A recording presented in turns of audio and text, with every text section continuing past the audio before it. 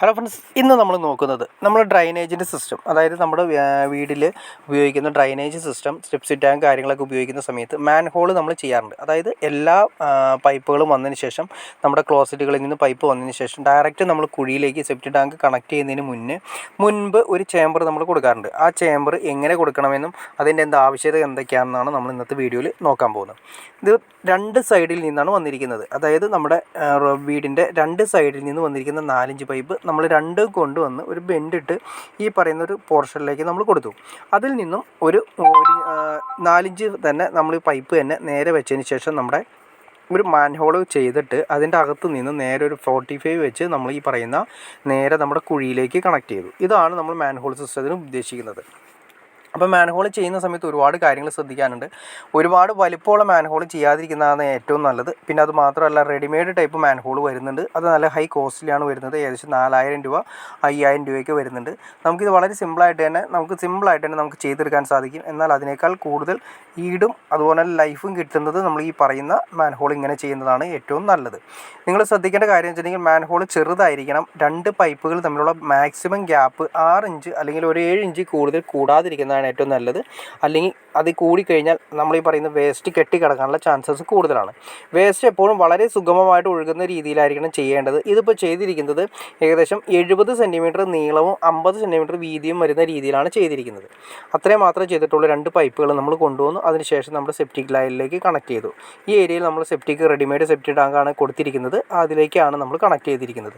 അപ്പോൾ റെഡിമെയ്ഡ് സെപ്റ്റി ടാങ്കിൽ നിന്നും അതിലേക്ക് കണക്ട് ചെയ്തിരിക്കുന്ന രീതി നിങ്ങൾ നോക്കി അറിയാൻ പറ്റും. രണ്ട് പൈപ്പ് വന്നതിന് ശേഷം അത് കറക്റ്റായിട്ട് ശ്രദ്ധിക്കേണ്ട കാര്യം നിങ്ങൾക്ക് അതിൻ്റെ ഉള്ളിൽ നോക്കി നിങ്ങൾക്ക് മനസ്സിലാക്കാൻ സാധിക്കും. കണ്ടോ, രണ്ട് പൈപ്പുകളും തന്നെ ഒട്ടും പ്രൊജക്ഷൻ ഇല്ലാതെ അത് വളരെ നീറ്റായിട്ട് വരുന്ന വേസ്റ്റ് വളരെ സിമ്പിളായിട്ട് ഒഴുകിപ്പോകുന്ന രീതിയിൽ അതിൻ്റെ അകത്ത് എല്ലാം ക്ലിയർ ചെയ്തതിന് ശേഷം തേപ്പ് കാര്യങ്ങളെല്ലാം കഴിഞ്ഞതിന് ശേഷം ചാന്ത് വെച്ച് വലിച്ചിരിക്കുന്നതാണ് ചെയ്തിരിക്കുന്നത്. അതായത് സ്മൂത്ത് ആയിരിക്കണം ഇതിൻ്റെ അകത്ത്. ഒരിക്കലും നമ്മൾ ഈ പറഞ്ഞ രീതിയിൽ വേസ്റ്റ് കെട്ടിക്കിടക്കരുത്. അല്ലാത്ത രീതിയിൽ വേണം അത് ചെയ്യാനായിട്ട്. അതിൻ്റെ അകത്ത് വേസ്റ്റ് വെച്ച്, അതായത് കറക്റ്റ് ചാന്ത് വെച്ച് വലിച്ച് ക്ലിയർ ചെയ്യുകയാണ് ചെയ്തിരിക്കുന്നത്. അപ്പോൾ അതുകൊണ്ട് ഒട്ടും തന്നെ ബ്ലോക്ക് ഇല്ലാത്ത രീതിയിൽ ചെയ്യാൻ സാധിക്കും. പിന്നെ ഇതിൻ്റെ ഏറ്റവും വലിയ ഗുണം എന്താണെന്ന് വെച്ചിട്ടുണ്ടെങ്കിൽ, എന്തെങ്കിലും ഒരു ബ്ലോക്കോ കാര്യങ്ങളോ അല്ലെങ്കിൽ സെപ്റ്റി ടാങ്കിൽ എന്തെങ്കിലും ബ്ലോക്ക് കാര്യങ്ങളുണ്ടെങ്കിൽ ഏറ്റവും ആദ്യം നമുക്ക് എവിടെ നിന്നാണ് ബ്ലോക്ക് എന്ന് സ്റ്റാർട്ട് ചെയ്യുന്നത് നമുക്ക് ഈ മാൻഹോൾ നോക്കിക്കഴിഞ്ഞാൽ അതിൻ്റെ മുകളിൽ ഏറ്റവും മാൻഹോളിൻ്റെ മുകളിലായിട്ട് ഒരു സ്ലാബ് വേണം നമ്മൾ വാർത്തിടാനായിട്ട്. ഇനി അതല്ല, നല്ലൊരു ഗ്രാനൈറ്റിൻ്റെ പീസ്, അത്രയും വരുന്ന ഒരു ഗ്രാനൈറ്റിൻ്റെ പീസ് ഉണ്ടെങ്കിൽ അത് കറക്റ്റ് ചെയ്ത് മുകളിൽ വെച്ചതിന് ശേഷം പോയിൻ്റ് ചെയ്താലും മതി. അതായത് സിമ്പിളായിട്ട് ഉദ്ദേശിച്ചാൽ പൊട്ടിപ്പോകരുത്. മുകളിൽ നിന്ന് ചവിട്ടുക കാര്യങ്ങളൊക്കെ വരുന്ന സമയത്ത് പൊട്ടിപ്പോകാത്ത രീതിയിലുള്ള ഒരു മെറ്റീരിയൽ ആയിരിക്കണം നമ്മൾ അതിൻ്റെ മുകളിൽ വെച്ച് സീൽ ചെയ്യേണ്ടത്. അപ്പോൾ നമ്മൾ ബ്ലോക്ക് കാര്യങ്ങൾ എന്തെങ്കിലും വന്നു കഴിഞ്ഞാൽ തന്നെ നമുക്ക് ഈ പറയുന്ന മുകളിൽ നിന്നുള്ള ഏരിയ മാറ്റിയതിന് ശേഷം വളരെ സിമ്പിളായിട്ട് ബ്ലോക്ക് ഉണ്ടോ എന്ന് കറക്റ്റായിട്ട് നോക്കാൻ പറ്റും. ഇത് നമ്മൾ ആ മൂടി തുറന്ന് നോക്കിയാൽ തന്നെ അറിയാൻ പറ്റും ഏത് സൈഡിൽ നിന്നാണ് ബ്ലോക്ക് വരുന്നതെന്ന് കറക്റ്റായിട്ട് മനസ്സിലാക്കാനും സാധിക്കും. അതായത് ഇനിയിപ്പോൾ ക്ലോസറ്റിൻ്റെ ഏരിയയിൽ നിന്നാണോ ബ്ലോക്ക് വരുന്നത്, ഇനി ക്ലോസറ്റിൽ നിന്ന് വേസ്റ്റ് വരുന്നില്ലേ, അതുമാത്രമല്ല ഇനി സെപ്റ്റിക് കുഴി നിറഞ്ഞതിന് ശേഷം അകത്തേക്ക് പോകാതിരിക്കുന്നതാണോ കുഴിയിലേക്ക് പോകാതിരിക്കുന്നതാണോ.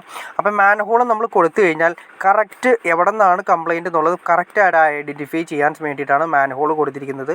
അതുമാത്രമല്ല, നമ്മൾ നേരത്തെ പറഞ്ഞ പോലെ തന്നെ എന്തിനും, അതായത് നമ്മൾ നേരിട്ട് കണക്ട് ചെയ്യുന്നതിനേക്കാൾ ബെറ്റർ ഈ പറയുന്ന രീതിയിൽ മാൻഹോൾ കൊടുത്ത് ചെയ്യുന്നതാണ്. കാരണം വെച്ചിട്ടുണ്ടെങ്കിൽ ഒരുപാട് ജംഗ്ഷൻ കാര്യങ്ങളൊക്കെ കൊടുക്കുന്നതിനേക്കാൾ, ഫിറ്റിങ്സ് കൊടുക്കുന്നതിനേക്കാൾ എല്ലാ പൈപ്പുകളും കൊണ്ടുവന്നിട്ട്, അതായത് നമ്മളൊരു 3 ബാത്റൂമോ 4 ബാത്റൂമോ ഒക്കെ ഉണ്ടെങ്കിൽ അതിൽ നിന്ന് എല്ലാ പൈപ്പുകളും കൊണ്ടുവന്നിട്ട് ഒറ്റ മെയിൻ ഹോൾ ആക്കിയിട്ട് അതിൽ നിന്ന് ഒരു ഔട്ട് നേരെ നമ്മുടെ ഈ പറയുന്ന നമ്മുടെ സെപ്റ്റിക്കിലേക്ക് കണക്ട് ചെയ്യുകയാണെങ്കിൽ വളരെയധികം കംപ്ലയിൻറ്റ്സും കുറഞ്ഞു കിട്ടും. എന്തെങ്കിലും ചെറിയ പ്രശ്നങ്ങളുണ്ടെങ്കിൽ പോലും ഈ മാൻഹോൾ കൊടുക്കുന്നതുകൊണ്ട് അത് അഡ്ജസ്റ്റ് ചെയ്ത് പോവുകയും ചെയ്യും. ഓക്കെ ഫ്രണ്ട്സ്, അപ്പോൾ നിങ്ങൾക്ക് ഈ വീഡിയോ ഉപകാരപ്പെട്ടെന്ന് ഞാൻ വിചാരിക്കുന്നു. ഇനി എന്തെങ്കിലും ഡൗട്ട്സോ കാര്യങ്ങളോ ഉണ്ടെങ്കിൽ തീർച്ചയായിട്ടും കമൻറ്റ് ചെയ്യാൻ മടിക്കരുത്. അതുപോലെ ഷെയർ ചെയ്യാനും മടിക്കരുത്. സബ്സ്ക്രൈബ് ചെയ്യാനും മടിക്കരുത്.